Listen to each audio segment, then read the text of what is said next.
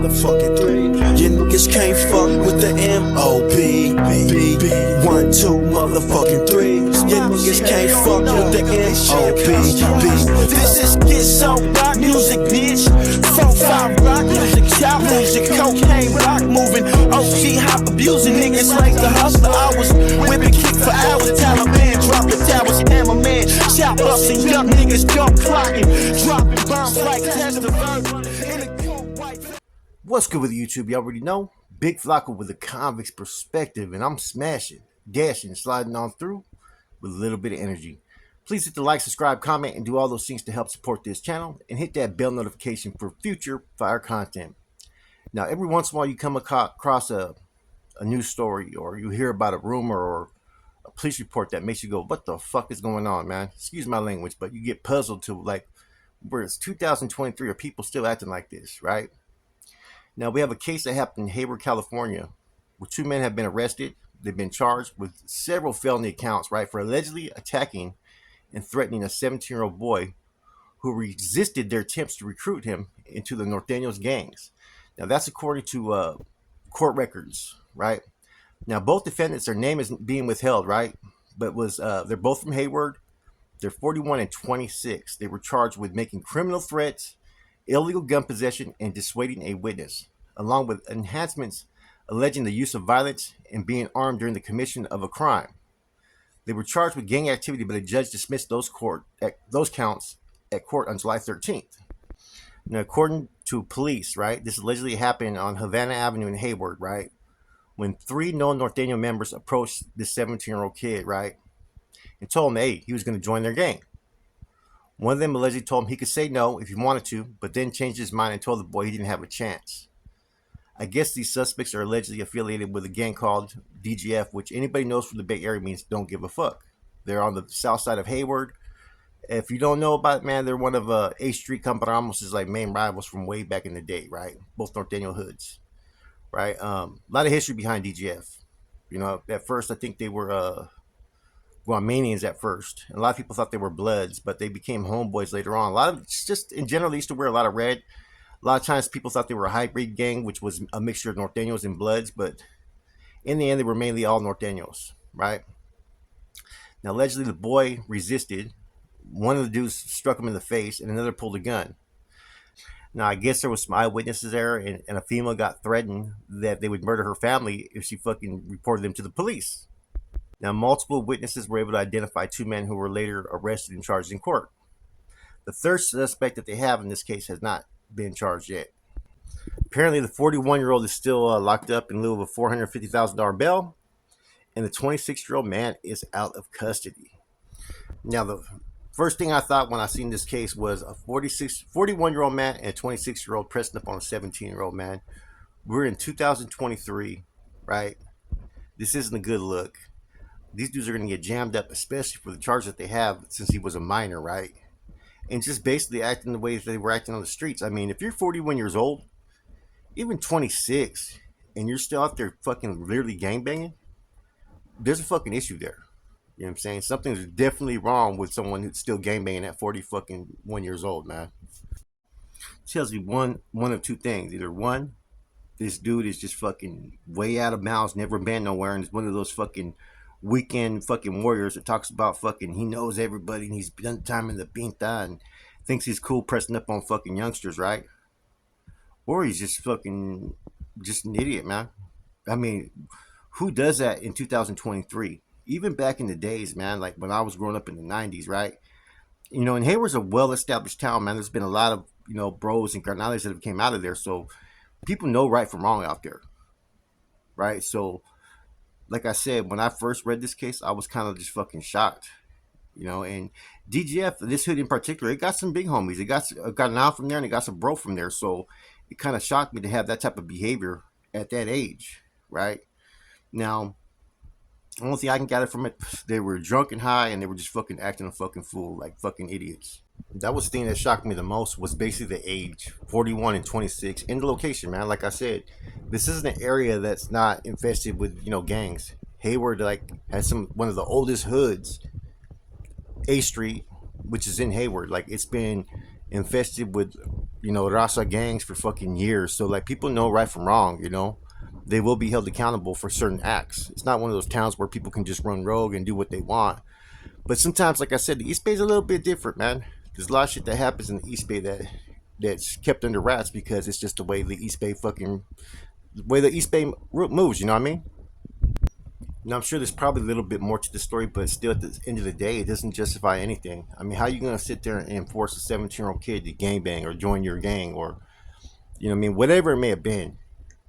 Um, at that age, like I said, when I came out of prison for the first time, I'd already left that gangbanging mentality to the side, man, and I was adapted to more things I was supposed to be involved in, which was fucking basically street politics, regimental activities, and whatnot. Well, that was my choice, but those that had paroled that were like me, right, that were not into the functions but had paroled at my age, everybody starts to step away a little bit from hood activities.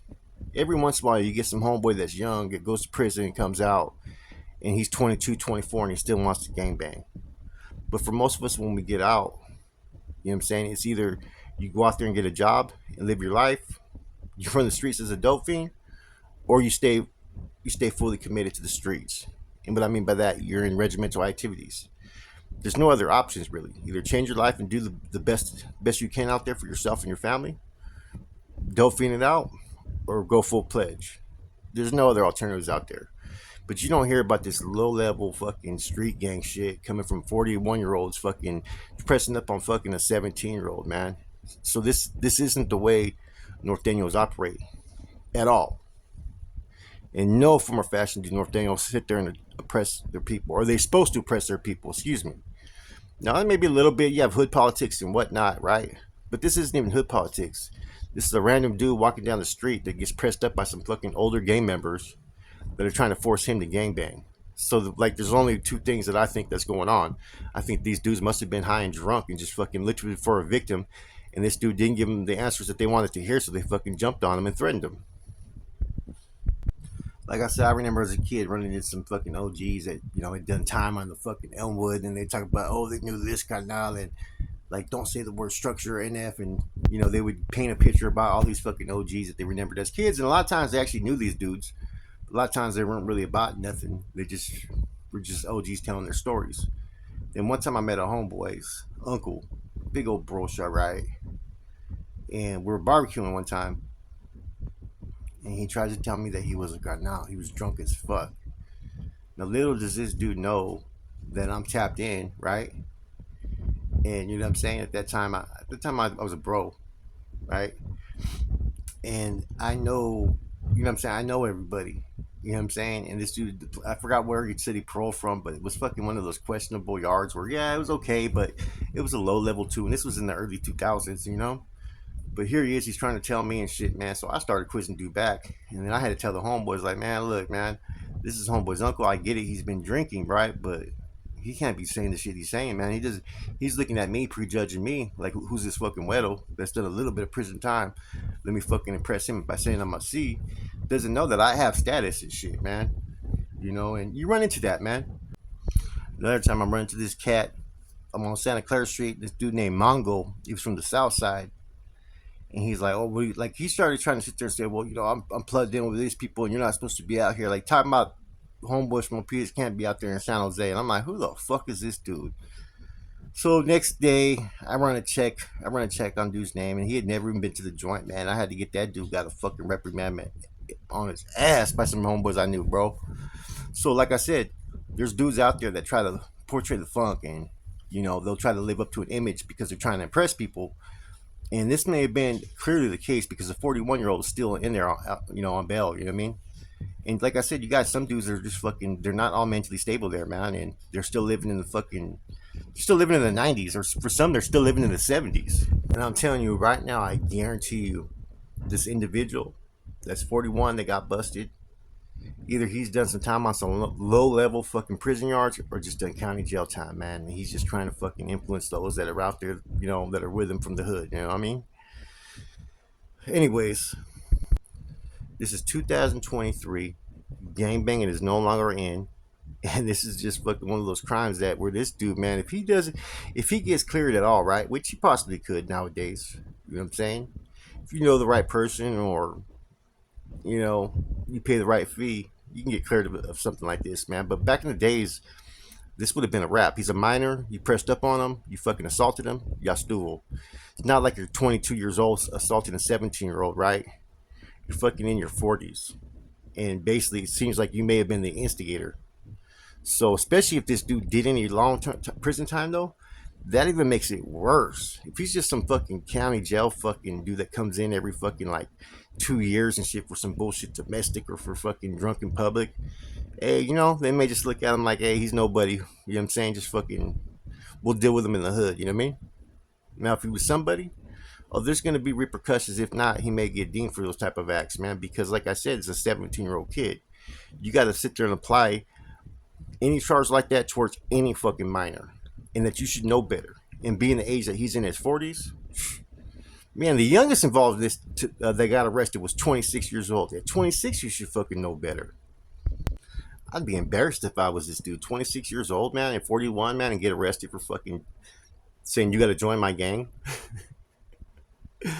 The only thing that could happen, man, is these dudes do have a big homie from their fucking hood, man. They may get a pass based upon that, man. But other than that, man, this is one of those crimes where motherfuckers should be fucking embarrassed to even get arrested for, man. Like I said, there was always those dudes that were fucking older when you were younger in the 90s that they had those big old pro shots. And, back then when I really think about it, I thought that they were somebody, if they were plugged in or they had family members.